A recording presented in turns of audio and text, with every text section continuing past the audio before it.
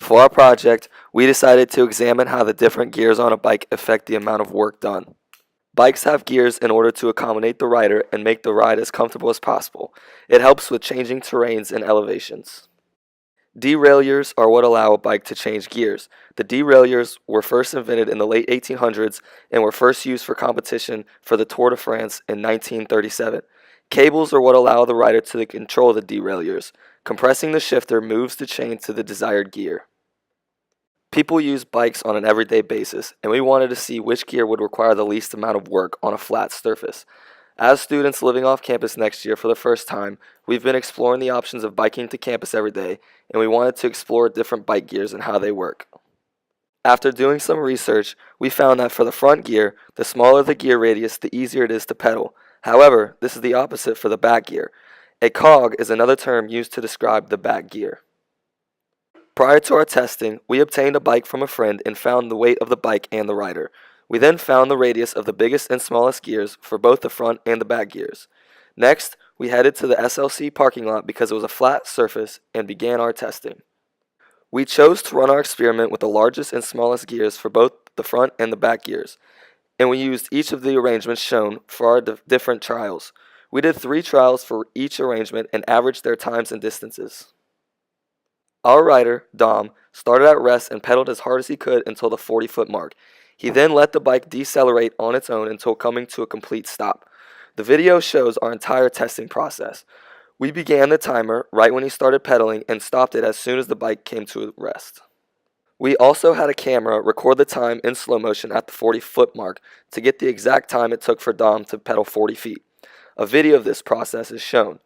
This was important because at the 40-foot mark, he stopped pedaling.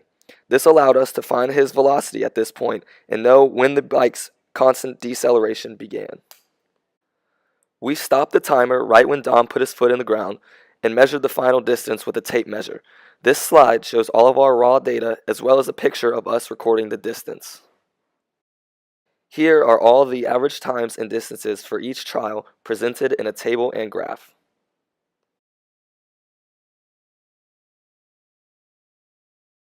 These were all the different variables we used when performing our calculations.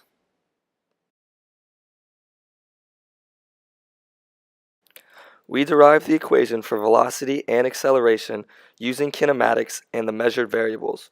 Once we were able to find the acceleration, we used F is equal to ma to find the force that the back wheel exerts against the ground. We found an equation from realworldphysics.com using the relationships between the internal torque and forces in order to solve what the force applied against the pedal is. Using these, we were able to derive a formula for the average force applied to the pedal, including the internal reaction forces of the bike.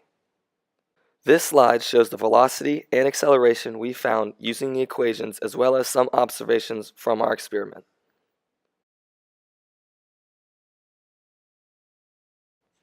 This slide shows the applied force and distance pedaled.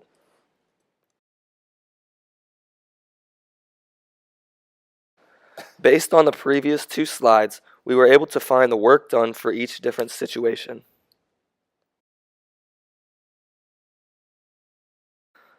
Our calculations showed that the smaller the front gear and the larger the back gear, the smaller the force applied, which made sense because that was the easiest one to pedal. We originally predicted that the smaller gear in the front and the larger gear in the back would require the least amount of work because it was the easiest one to pedal. To our surprise, we found out that in terms of work done, the opposite was true. The case that actually required the least amount of work was the arrangement with the smallest gear in the back and the largest in the front. This was also the one with the highest force applied.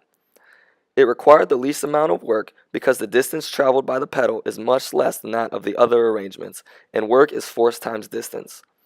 The best arrangement of gears is still up for debate because the scenario that required the least amount of work took the most time and had the lowest velocity and acceleration. This explains why skilled bicyclists constantly switched gears depending on the situations they are in. Here were all our potential sources of error.